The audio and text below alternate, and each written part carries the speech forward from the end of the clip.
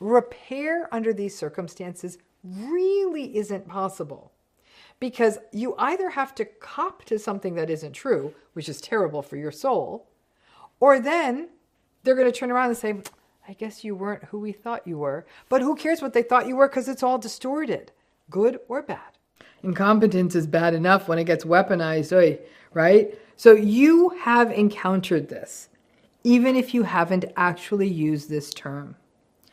Weaponized incompetence is the partner who says, I don't know how the new dryer works, so I didn't want to break it when I put the clothes in. So now you have to do it. It's the coworker who says, I don't have the password for that system, so I couldn't enter those files. So now you have to do it.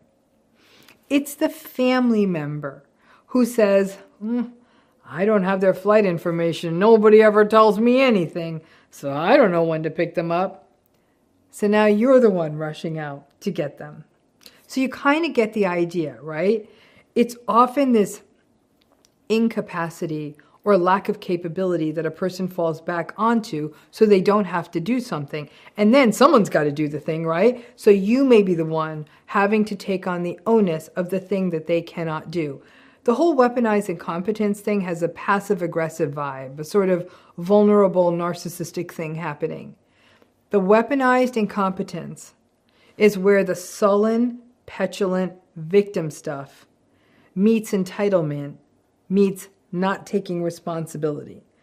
The kind of, I can't do it, so you do it, and it's not my fault I can't do it. So then the assumption is someone's got to do it, and often it's you. Now you may wonder what non-weaponized incompetence looks like. Well, it looks like incompetence, just plain incompetence, right? It looks like the person like, oh, I don't know how to work the dryer. Let me figure out the dryer. Could you show me how the new dryer works? Because I don't know. Or they just don't do it right and the clothes don't get dry, right? Or can I have the password so I can get those entered? Or maybe they just enter the password wrong so many times that the password locks. Weaponized incompetence is an entitled incompetence. One thing we do know about vulnerable narcissism is that many vulnerable narcissistic folks have sort of a failure to launch. They maintain fantasies about all the great things that they're going to do or be or how smart they are, but they lack the initiative to do it. They almost wait, again, there's that entitlement, for things to come to them. So why would they take initiative? And when that lack of initiated can be further substantiated by them actually not knowing something, then they run with it. Now, weaponized incompetence people are the worst people to hire for a job. You may make the mistake of thinking, well, they seem smart. But the fact is, in real life and in work life, hustle and grit are actually a bit more important than just raw intellect. I have met a lot of really, really smart, vulnerable narcissists, like really smart. But they just didn't get stuff done. They talked about getting stuff done, but they didn't do the things, right? And they're smart, and you might find yourself giving them chance after chance after chance. But because weaponized incompetence people are often quite toxic, certainly entitled, if you keep them around long enough in the workplace, don't be surprised if they lawyer up, if you try to fire them on grounds of their incompetence. So when you notice the incompetent stuff, especially the weaponized incompetent stuff, watch for it early on and do not give second chances. So another example of where you might see weaponized incompetence show up is, for example, in a relationship. And you see this a lot with people who are going to have a child together. And, in the whole fantasy of a child, having a child with someone else, the other partner, the incompetent partner, might say, I'm going to help and I'm going to do the diapers and I'm going to wake up in the night with them and I'm going to do the this and the that. Then the time comes and they do the things badly. So the diaper is on in this half-assed way and they're actually trying to use Scotch tape to put it on. The child's bath is a mess. The way they try to feed the kid creates a bigger mess and the child doesn't, they put the clothes on backwards, whatever it may be. And so what ends up happening is that they make the big promise, they don't deliver on the thing. And not only do they not deliver, they do it so badly and you have no option but to do it right. So then you have to step in, and now you're stuck because the kid exists. So you've got it, and now you find in very, very short period of time, you're going to find that you are doing the lion's share of stuff with the child for no other reason that a child is such high stakes, that you want it done right, and this person is shown that they're completely incompetent at it. Now they're off the hook, and don't be surprised when they turn around and said, well, you do everything. It's not like you ever let me do anything with the kid. So they get that passive-aggressive dig. They get that passive-aggressive dig in there. Now, narcissistic folks can also be a little bit lawyerly and procedural in how they live their lives. They may hit you with the, you didn't ask me to do that, as though they are some sort of computer or robot that has to be programmed. They often lack imagination in that way, especially if they don't really want to do the thing that needs to be done. And they almost enjoy the argument and finding the loophole. And they certainly don't feel the need to show that hustle and grit. Again, hustle and grit are typically something we witness in people who are not entitled. Now listen, some grandiose narcissistic folks can pull off hustle for just long enough to impress someone in a work setting that they admire, but forget about it with the vulnerable narcissistic folks. Hustle and grit are never really going to be their strong suit. Now, this weaponized incompetence, when it runs into an empathic person, can result in you making excuses, and it has a sort of gaslighting feel. You may think things like, oh, I guess I didn't show them how to run the new dryer, or they're right, I didn't give them the password. And then you can fall into their whole sort of irresponsible schema. Instead of thinking, why can't this grown-ass person step the hell up and figure it out? The weaponized incompetence people are definitely not people you would want to be on a deserted island with. They would hit you things like, sorry, I don't know how to break a coconut. Nobody showed me. You're going to be breaking all the coconuts on that island. This weaponized incompetence phenomenon happens so much, and we are often tempted to write it off to lazy or annoying, but it's more than that. It is toxic. And in the workplace, it can mean that they do nothing or very little, and everyone else is left holding the bag. In a family, it may mean that a few people do the lion's share of chores and arrangements and stuff. And in a relationship, it means that you are nowhere near an equitable distribution of things like household responsibilities and chores. Don't get dazzled by the narcissistic people's big talk. Talk is worth nothing. Pay attention if people actually do the thing, whatever it is, because those people are the keepers. I have to tell you, as someone who's been a teacher and all kinds of things for a long time, hustle and grit are becoming more and more rare in a world that is more and more tinged by entitlement. So on the flip side, when you do find those gritty folks, hold on to them for dear life, because there's a lot more people out there who are capable of weaponized incompetence. Have you ever had this happen in a narcissistic relationship? You try hard to communicate with them in a way that they might hear you. You might say, hey, hon, I would love it if we could meet my sister and her husband while they're in town. We missed them the last few times they've come, and they wanted to take us to that new restaurant downtown. I know you have some stuff to do Saturday and you've had a busy week, but this wouldn't be until the evening, okay? So you do the eggshell walking and the fluffing and the context setting and all of it. And then the narcissistic partner says, oh, come on.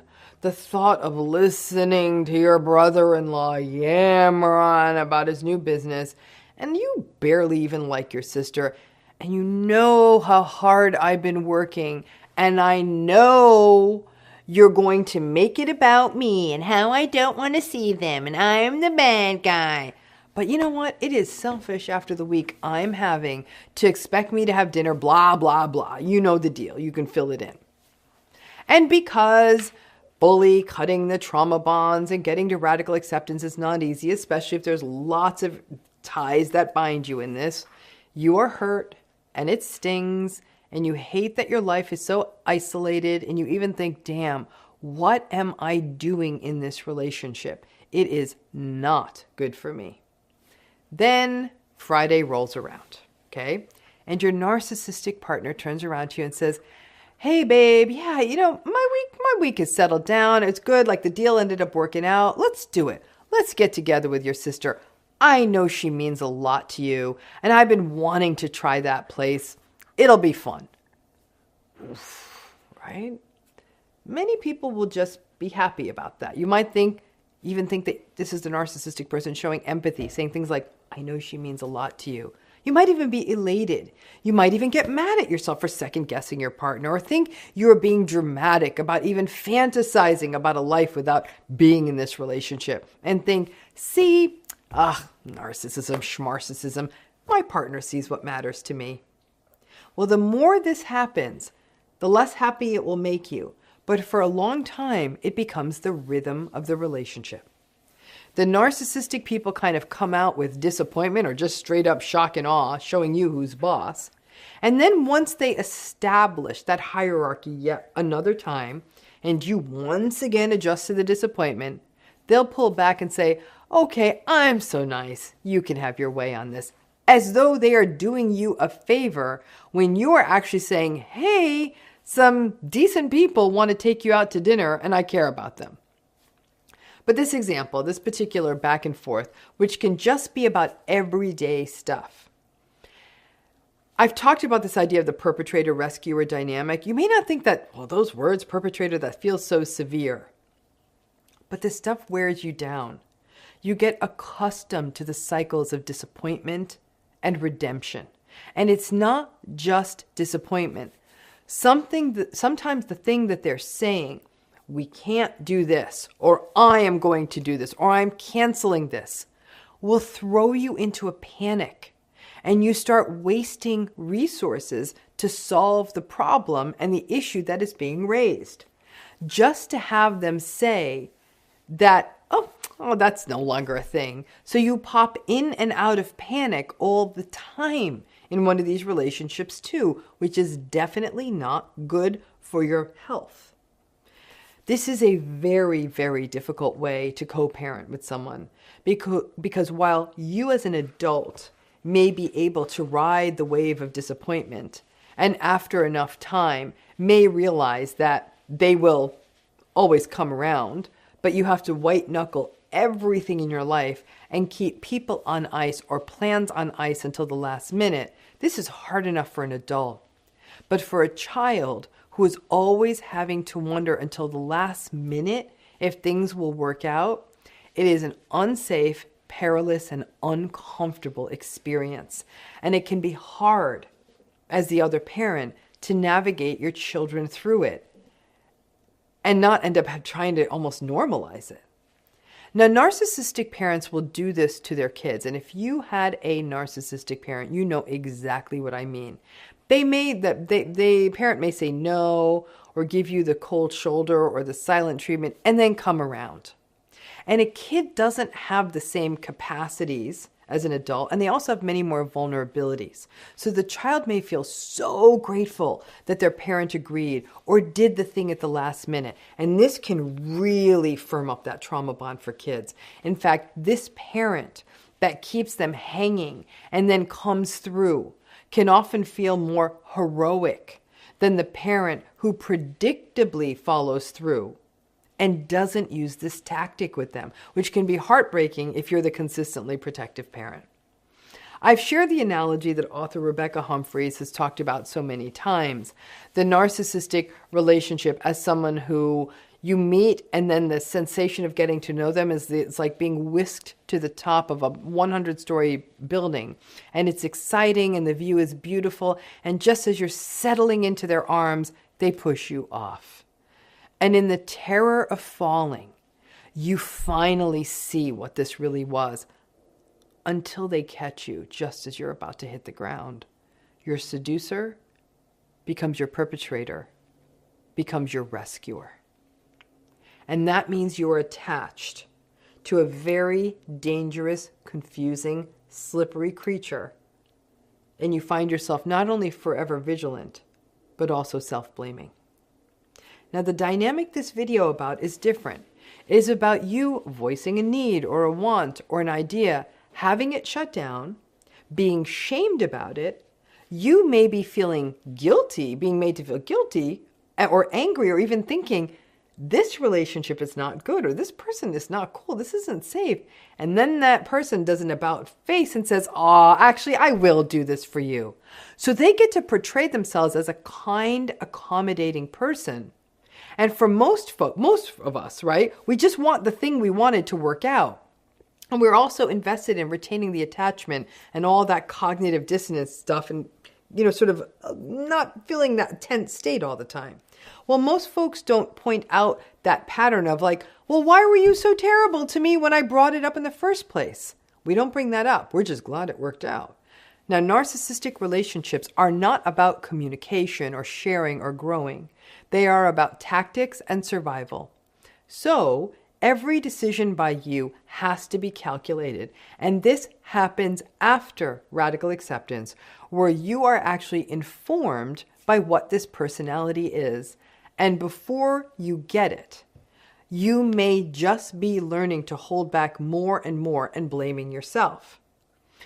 Narcissistic relationships are about waiting for the good moments, right? So when they come, because the narcissistic person sort of imperiously agrees to what you want and then makes it about them being such a nice, accommodating person, you're probably not going to question the dynamic or how mean they were when they originally said no. You just grabbed the win to maybe just get something that you needed. Narcissistic relationships work because we push down the abuses and hold on to the normal feelings moments. And we try to just pretend that those normal feelings moments are most of the moments. Now, this can be even worse when it is not about getting something, but about not losing something. So here's an example of that. The narcissistic person tells you that no, you guys, we won't be taking the vacation you had planned for months. Or maybe they'll say to you like, no, the kids can't do the after school program. I don't want to spend that kind of money. Or, yeah, you know what? We're going to end up moving. Yeah, we're going to move out of this town. No, I know you made all these relationships here, but nah, this other place will work out better. Or the narcissistic boss says that you will not be getting the extra support that was going to be needed to finish up a project. So you're being told that something you were expecting or that you already had will be taken away from you without much explanation. You aren't asking for anything. It's something you had and boom. Now, most people, when this happens to us, will have a reaction. Protest, sadness, anger, and that will be shut down. The usual BS of being told you're being selfish, don't you understand? You should understand why this is. And again, you may question this relationship as a result. You may even wonder if you're the one who's selfish, that whole cascade. But then after you have sat in the grief and the loss, they turn around and say, you know what? It's okay. We'll take the trip. Or I figured out how to move around the money to make the after school program work. Or, you know what? Fine. We don't have to move. Or, hey, everyone, I took the time this weekend to figure out how you can get that support to finish the project. Am I the guy or am I the guy? Once they tell you the lost thing isn't actually lost, the narcissistic person will expect validation and thanks and being told, oh, you're so great, thank you so much. Well, the tension in you is whether this is your hero or that this whole tension didn't need to happen in the first place. You may have already told the children that were going to be affected, for example, that things aren't happening and already had to wipe away their tears and manage their disappointment, or those of your colleagues. You may have girded yourself for the disappointment. And so when the good news comes, the relief that comes over you will look and feel like approval and praise, showing thanks and gratitude, rather than seeing this as the toxic pattern it is. This roller coaster of disappointment and then feeling as though the narcissistic person is making everything all right and is your hero, over time takes a tremendous toll on you. This isn't about a one-time disappointment that turns around, folks. Do not generalize this from one event. This isn't a game. This is an ongoing repeated pattern that chronically positions the narcissistic person who actually was manipulating the game to end up as the hero and savior. But you have to look at both sides of the story. The abusive or invalidating or manipulative piece. You may be glad the outcome ended up okay, but the ride was unnecessary and the wear and tear on you is real. And if you can't or don't want to leave the relationship, at least you can see it realistically. Lift the self-blame and recognize it as not being a healthy pattern, creating plan Bs, not communicating the losses to others too early, and not celebrating the wins because they aren't. They are artificial drama created by the narcissistic person to keep holding their position of power and keep posturing as a hero and show you who's boss. Allows them to stay as the savior and the dominator. You can't call them out on their game, but you can see it for what it is. And hold back on any of those big shows of gratitude. At a minimum, it'll help you feel more whole inside. This cycle that I'm talking about may not be the big traumatizing cycles of violence we often see, and that often show up in a similar way in relationships. But these small sort of thefts that accumulate over time, these smaller cuts, can do just as much harm over time, with the added burden that it is often very difficult for people in these situations to get support. Because the people looking at you will say, well, you ended up getting what you wanted, so what are you complaining about? But having to live in that back and forth universe of living in a life where disappointment is always being dangled, it is a very difficult way to live. I mean, gaslighting's so confusing by definition, right? But this is an interesting one. Just talking with someone about this recently. So let me lay this out as a scenario, okay? You are in a narcissistic relationship. For this scenario, let's sort of think of it as more of a vulnerable, covert type of narcissistic relationship. And in the beginning, whatever anemic love bombing comes and goes, you start settling into a rhythm. Over time, devaluing, more eggshell walking, tiptoeing, appeasing, self-doubting, self-blaming, but enough good days to keep you in the game. Then one day, your partner, narcissistic partner, says to you, hey, your friend Mary, I don't know, there's something weird there. Remember how the other night at dinner when people were talking about your new job, she didn't even say anything. Your partner may even double down another time. Why doesn't your friend Mary ever respond to you? Like, what's up with her? I don't know if I trust her. So you listen to your partner. You listen to them a lot more because you probably spend more time with them than anyone. Maybe they're right. Maybe Mary was quiet at the dinner. Or maybe she didn't respond. This new narcissistic relationship may be taking up so much of your time anyhow that you aren't spending as much time with your friend Mary. But your partner, who does have more contact with you, plants a seed of doubt. You have enough damn problems now dealing with this slowly indoctrinating and encroaching narcissistic person, as well as all the other stuff in your life. So, maybe you don't stay in as much touch with Mary. Maybe he was right, and she is a little weird. And then you look up, and the months have passed, and you and Mary are out of touch. Maybe she tried to reach you a few times, and you never got back to her. Then time goes on and you get into an argument with the narcissistic person. You might talk about feeling isolated or that you don't see your friends anymore. And your partner says, that's not my fault. That's your problem if you don't get in touch with your friends. And you may say, but you told me not to get in touch with Mary. And they say, no, I didn't. And you think, here they go gaslighting me. And your partner then says, I told you Mary was weird. I guess you do too if you ghosted her. Then the confusion hits you like a tidal wave. Wait, that's right. They never did tell me not to call Mary. I didn't call Mary. Is Mary weird? Wait, what?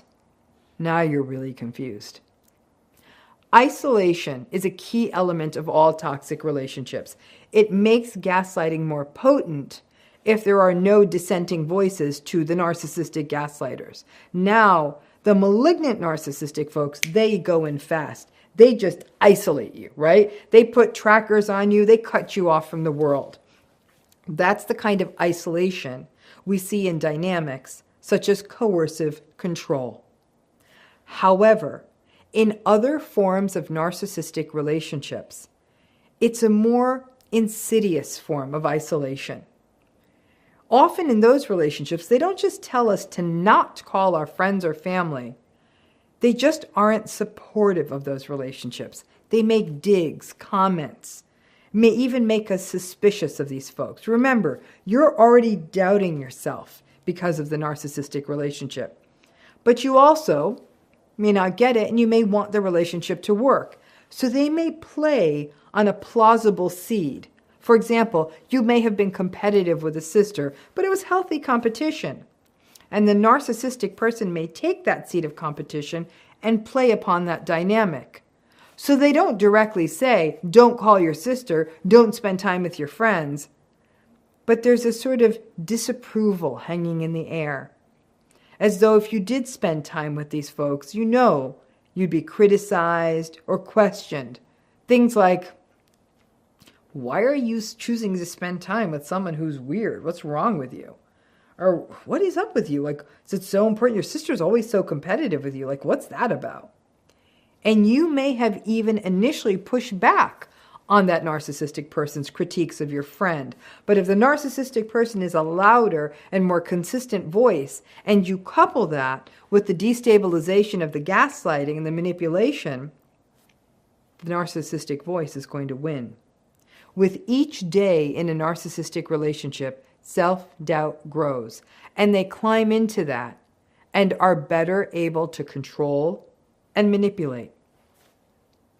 But the trick is they don't directly tell you not to call these people. That becomes a sort of choice-ish.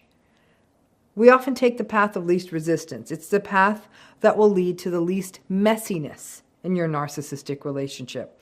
Like I said, it may play on a tiny seed of doubt you had about a relationship. Maybe Mary is weird. And these processes are slow. People are busy, and in some cases, when a few times pass and you don't respond to the text messages of a friend, or don't show up to a series of events or invitations, or you cancel a couple of dinners or the like, or you don't take calls or the calls are brief, it may very well be that the narcissistic person didn't ever say you couldn't see them, and then that can really double down on your self-blame.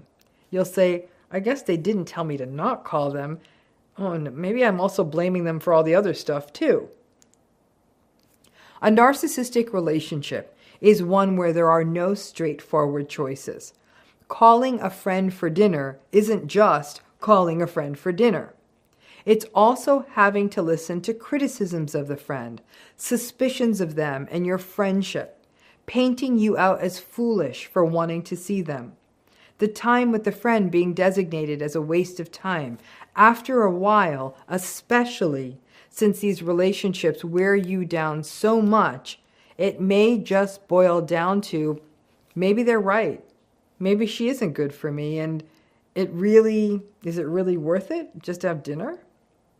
And this insidious process slowly breaks you down because you do become more and more isolated.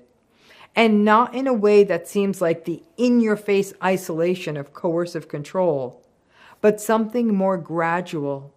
So you may not even identify it as isolation. You may sort of justify it or just subsume it under becoming busier or the compromises we make in a relationship, or maybe even lend some plausibility and believability to what they're saying about these other people, especially if there was ever a spotty history with them. One day you may look up and find that your support networks have shrunk to very tiny, that your friends are experiencing stuff and you don't even know what's happening in their lives. You may even feel grief or guilt at missing difficult, even wonderful times in their lives. But through all of this, the narcissistic person in these situations can say, I guess if you want to be precise and legal about it, that they never told you to stop being in touch. They don't directly tell you. It's 1,000 tiny manipulations and behaviors you engage in that are an attempt to keep the the relationship going. A narcissistic relationship works because one person is perpetually trying to not rock the boat. Then another dynamic may also pop up, that you don't involve the friends in your life because you don't want them to have to be exposed to the narcissistic person who is seeing them so negatively, as weird or whatever. You may even be on to the narcissistic person by then, but can't get out. Or it's a family member embedded in a larger system, in a much more longer term or lifetime relationship. So just to protect the person, the friend in your life, that the narcissistic people are casting aspersions on, you don't have them around. And in those situations, we often don't say to the friend, hey, I'm not having you come around because my family is narcissistic, or my partner's narcissistic, or there are several people in my family who are narcissistic, and I don't want you to have to deal with it. My family's toxic and awful, and I don't want them to disrespect you. I, though, actually highly recommend doing it this way, because then there is a fighting chance of maintaining the relationship. It does require, however, that you see the narcissistic relationship clearly. And some people aren't there yet. Then the person you aren't inviting over, though, may get it and not personalize it and may see it as the protective action that it is. I talked with someone recently for whom this happened. Her narcissistic ex was talking about a friend who was being weird or odd, and it made her leery about calling her or having her over. She didn't even really believe him. The friend was quirky, but in a good way, and she was a support. But the person I was talking to said that at the time it was happening, she didn't know her partner was narcissistic. She just thought he was being fussy about people and didn't want to have to explain her friend's quirks. So she slowly stopped inviting her around. And as this person I was talking to, got deeper and deeper into her narcissistic relationship, she was being more and more gaslighted and getting more and more confused. When the relationship finally ended, she reached out to the quirky friend, who was hurt but ultimately understood. And the person I was chatting with said she was overtaken with grief at the amount of time she lost and recognized that she may have figured it out sooner if she had had supports like the quirky friend around her. She still blamed herself, and she said, I was never forcibly or kind of scarily stopped from seeing her. But then this lady I was talking to healed and understood how it all happened. Manipulation is often so subtle that it's impossible to spot. This issue comes up repeatedly when you even see cases argued in court on domestic abuse.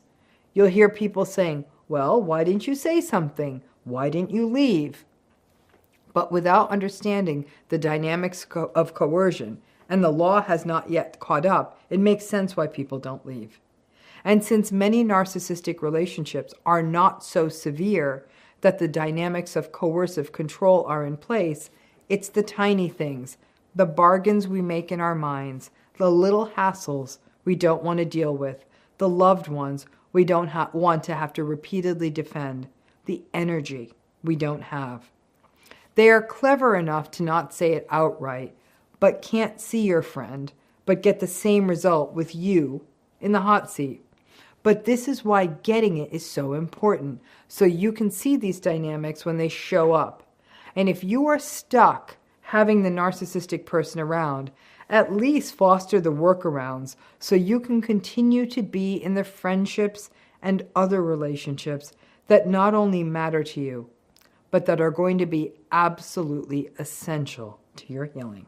This just happened to me, and it was fascinating because I knew it was happening to me in real time, but it wasn't a typical gaslight, and yet it's an interesting and profoundly manipulative move that can mess you up more than a traditional gaslighting experience, especially if you don't know what you're dealing with.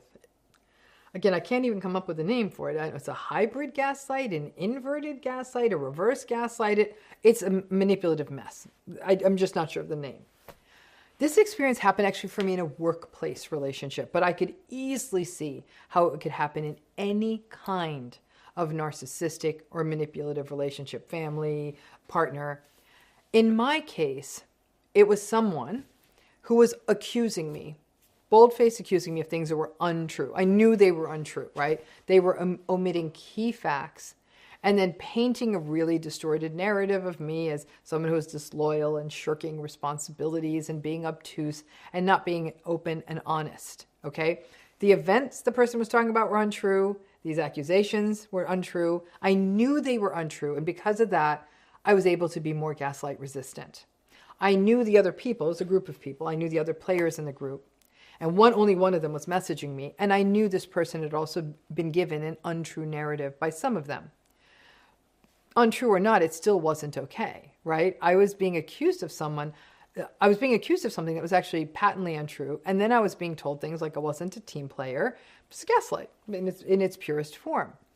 But here is where it twisted into something else. The person who sent the message then went on to say, as the message went on, it's one of those really, really long texts, which is always a sign of, ooh, but then went on to say, like, you're so great at what you do. Your contribution's so essential. Dr. Ramani, you're so brilliant. You're so essential to the project. And everyone thinks you're amazing. Pick a lane and go to hell. And double go to hell that you and your team, who were actually trying to do a project that was meant to help survivors of abuse, would do this. It's bad enough when people behave in these ways. It is really bad when they virtue signal and then shine out their communal narcissism card of wanting to be vaunted as such great rescuers in the world, right? Remember, anger is good. Dr. R loves some anger. Surprise is not good. That showed me I'd healed a bit because I wasn't at all surprised this happened. I looked at the text, not surprised, but then I became mad as hell. Good. Now I'm just generally pissed because this person and others in this group thought they could get this inverted, reverse, call it what you will, gaslight past me. I mean, in some ways, no respect, right? In some ways, it was having no respect for the player. I have to admit, some of this anger was ego, like, how did you think you were going to get this past me? But actually, I had to step back. I was actually telling a friend about that today, and it said, it wasn't ever about me. It just, these are antagonistic people because they never for a minute would believe what they did was manipulative, right? But then I was glad they did because now look, I get to teach you guys about it. So there you go. You gotta turn the toxic lemons into lemonade. Paying it forward is an important part of healing. So thank you to those people who behaved so badly. So why am I calling this a inverted, twisted, distorted, reverse gaslight? It was a regular gaslight to start with, okay? The person denied reality, said something untrue, doubted reality, doubted experience, doubted my perception, and then told me there's something wrong with me. I mean, there's a lot wrong with me, okay? A lot. But in my particular case, disloyal, not committed, not a team player, not true, okay? Now, there's power in this message because the person who sent the message actually has a good reputation in the world at large and has a lot of power. So that built in the so-called trust that a gaslighter requires and had done a lot of work to build that trust with me. But the kind of twist, distorted, reverse part of this gaslight was that the gaslight ultimately landed in a different place. Hey, yeah, we saw these terrible things that you did and that you're doing, and you are kind of rotten and disloyal and awful, but then turning around and saying, well, you're actually really great. And a great person wouldn't do all the terrible things you did. You see what I'm saying? You're great. You did terrible things. So what does that mean? It's a skillful maneuver because it doubles down on the manipulation of reality and it treats the person being gaslighted. Again, you're saying there's something wrong with you, but hey, look, we think you're great. And yet you did terrible things. So what gives, right? I happen to know the psychology of this group of people because I've known them for a while. And I knew that this was a bit of a manipulative Hail Mary pass that they were tossing. So it sort of firmed up. It solidified. Remember, in these relationships, everything's data. So it firmed up what I'd already suspected, right? I was already disengaging a little bit. And we always know that the moment of disengagement, once it's sensed in a narcissistic relationship, is a precarious time. The manipulations and the abuses escalate at that time. The premise being, most narcissistic people would say, look, what's wrong with you? I'm great. Why are you wanting to step away? But this kind of distorted, inverted gaslight is actually a very skillful maneuver. Because when this happens to you, you feel like you're being hit from all sides. It's like a simultaneous invasion from air, sea, and land. You are bad. You are good. You aren't seeing reality clearly. All these things are being said to you at the same time. The manipulator, the gaslighter, portrays themselves as someone who, I know you're great, so it's shocking that you could behave like this, so we need to talk about this. And why, oh why would you want to disconnect or be angry at someone who thinks that you're so great? Only a crazy person would do that, right? So you see what it does? It reinforces that sense that there's something wrong with you. I think you're great. Why wouldn't you want to keep talking to me? After this happens, you really don't have any good path forward to talk with someone who does this to you. There's no sort of repairing it and navigating it, because the entire conversation with the person has to be based on a faulty premise. You would almost have to buy into their version of reality to redeem the good view they have of you. But everything they do is a distortion. So the good view of you has to be a distortion too, right? You're so smart and great. So if you're so smart and great, you must see how badly you're behaving, which means if you don't see how badly you're behaving, then you're actually a delusional bad person who does bad things, and you're not as smart and as good as they claim that you are, right? And this kind of smiling and winking and praising you while they stab you from behind is actually a pattern that's quite common in self-righteous narcissism and communal narcissism. Those of you in these relationships, this is where you're more likely to see this. Things like, well, aren't they such wonderful people because they see the good in everyone? They even see the good in the terrible people who take advantage of them and stab them in the heart, even though that's not what you did. Repair under these circumstances really isn't possible, because you either have to cop to something that isn't true, which is terrible for your soul, or then they're going to turn around and say, I guess you weren't who we thought you were. But who cares what they thought you were, because it's all distorted, good or bad. My version happened to occur at work, right? In an intimate relationship, this could easily be they could do the whole usual gaslighting sequence and then turn around after the end of it and say, you're such an amazing mother. You take care of our family so well. How is it that someone who is as loving as you, someone I love so much, how are you not able to see the terrible things you are doing? And you're like, what? In a family, this could look like a narcissistic parent telling you things like, you've never appreciated this family. You've just thrown back in my face everything that any of us have ever tried to do for you. You don't express gratitude. I mean, you're the great hope of this family. You make all of us so proud every day. You're such a powerhouse. You're so smart. You're the beating heart of this family. I just don't know how you can't see how much damage and disrespect you've engaged in. I don't understand how you can't see how much you take advantage of this family when we all see your light. This dynamic is much more pronounced and can be much more powerful when there is a trauma bond present, because you can get whiplash from going back and forth from how bad you are to how good you are, all in one text message. And you may still feel that you want this relationship to persist or last or to work. You may blame yourself. And well, maybe you're the one who's wrong, right? Because they are seeing the good in you too, and this isn't all black and white. So maybe it's you that is seeing all of this the wrong way. A nice lady I know wrote a book that's called It's Not You. In my case, I was lucky. In this case, I was lucky. I am not trauma bonded to these people. So seeing their kind of twisty gaslight maneuver, that was easier for me.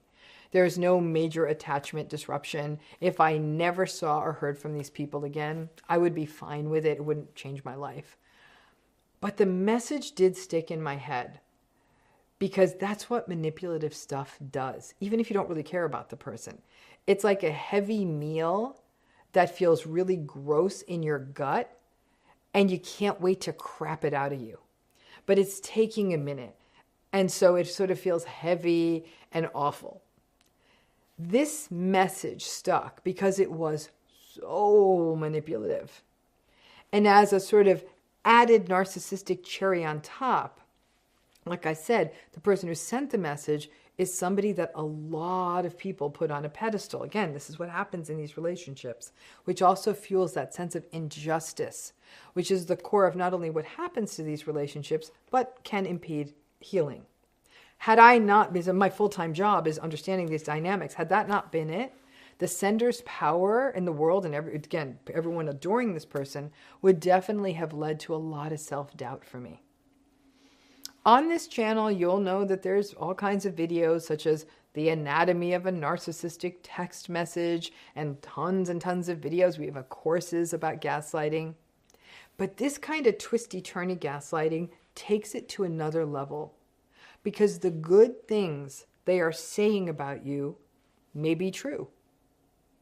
For example, you're smart or you're loving, you're a good mom, whatever. Now, these sorts of twisty-turny gaslights often go a little bit too far and they're a little heavy-handed with their praise. You're our great hope. And it feels like fluffing. But that combination of the denial of reality, the suggestion that there is something wrong with you, and them then combining it in the same messaging with how special and great you are, it's murky. It is no different than a narcissistic parent screaming at their child and saying terrible things and drawing that child perhaps into a hug and saying, "Can't you see how much I love you? I say these things because you're my everything. I hit you because I love you." And I'm going to curse because that's a mind fuck. I can't think of any other word. Because when that happens to a child, the child has to attach. And the child wants and needs to believe that you're loved by this screaming, enraged parent. And it means that very quickly you pair love and abuse and adoration and cruelty. And as all of us on this channel know, it becomes an extremely difficult cycle to break. Pain and love live too close to each other in a narcissistic relationship. I have to figure out how to sort of land this plane and finish this work and all of this with this sort of reverse gaslighting mess of a group of people. And knowing who they are puts me in a better position, both defensively and offensively. My realistic awareness is very firmed up, as are my realistic expectations. But all of this, though, was still stressful. Praise from a narcissistic person is always a poison dart. It's always a part of a larger manipulation. They don't share the stage. So discernment matters. You cannot fall for the narcissistic person's fluff. There's always an agenda. A compliment from a narcissistic person is dangerous. Because listen, people who have it so wrong about us, again, and have distorted reality so badly, we have to remember that their compliments are distorted too. There's always an agenda. It's easier to believe none of what they're saying and proceed cautiously.